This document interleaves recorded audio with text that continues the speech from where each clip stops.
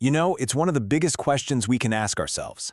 Is this all just a cosmic accident? Or is there some kind of grand design behind it all? It's a question that's been debated for centuries, right? Well, today, we're going to explore a really profound answer that comes from a specific chapter of the Qur'an. Let's dive into this amazing philosophical take on creation. I mean, really think about it.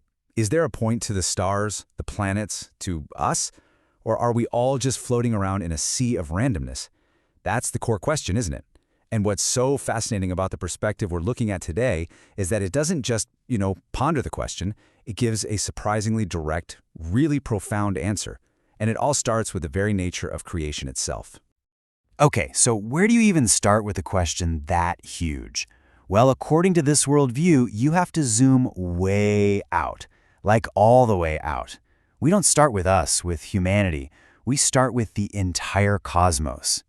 And here it is. This is the foundational statement for the whole idea. The key word to focus on here is play. In the original Arabic, it's lab. Now, lab doesn't just mean a game, it means something done without any serious goal, just for fun, for amusement.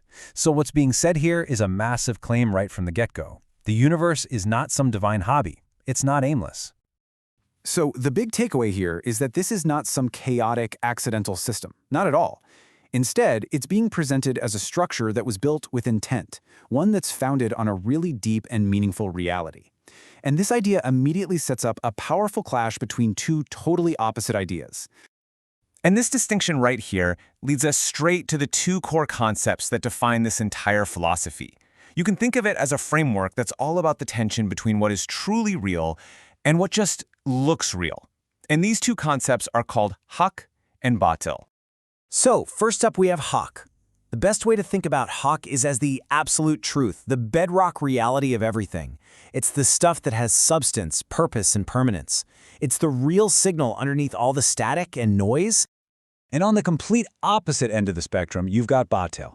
Now, batil means falsehood, but it's not just about telling a lie. It's about anything that is hollow, temporary, and at the end of the day, totally useless. It might look really impressive on the surface, but there's nothing holding it up. It has no foundation. It's basically a mirage. And this chart just lays out the contrast perfectly, doesn't it? On one side, you have haq, stable, purposeful, beneficial, with a solid foundation. And on the other side, you have batil, unstable, aimless, useless, with absolutely no foundation. And here's the kicker. According to this philosophy, everything in existence, and I mean everything, can be sorted into one of these two columns. Okay, I get it. These are pretty abstract ideas, right? Haq, batil, truth, falsehood. It can all feel a bit philosophical and heady. That's why the source gives us this absolutely brilliant metaphor from nature to make it all crystal clear. It uses something we've all seen, water and foam. Just picture a flowing river, or maybe waves crashing on the beach. You've got the water, and then you've got the foam on top. In this analogy, the water is haq, the truth. Why? Because it's what truly matters. It provides life, it helps crops grow, it's beneficial. It has real, lasting value. And then there's the foam. The foam represents batil. It's pure spectacle, right? It rises up, it looks all big and impressive for a second, but what is it really? It's just air and bubbles. It pops and vanishes in an instant, leaving absolutely nothing behind. And that's the core principle right there, illustrated so perfectly. What is truly beneficial, the water, endures. What is useless, the foam, just disappears. True reality, haq, is defined by its benefit and its staying power. Falsehood, batil, is defined by being useless and temporary. It's the purpose that gives something its reality. Okay, so let's bring this back down to Earth. If this is the rule for the entire cosmos, from the biggest galaxies down to the smallest raindrops, then what on earth does that mean for us, for our lives?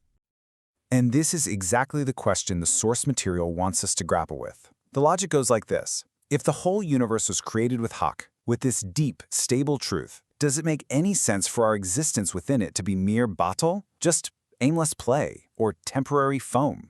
The argument is that it would be a total contradiction. The driving force behind all this purpose is a concept called hikmah, which basically means divine wisdom. You can think of it like the intelligent logic of the entire system.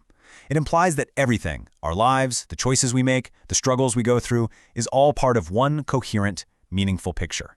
In this view, there are no real accidents. And here's another really important point the text makes. This purpose is a reality whether we see it or not. It doesn't depend on us believing in it or being aware of it. The idea is that it's just woven into the very fabric of creation.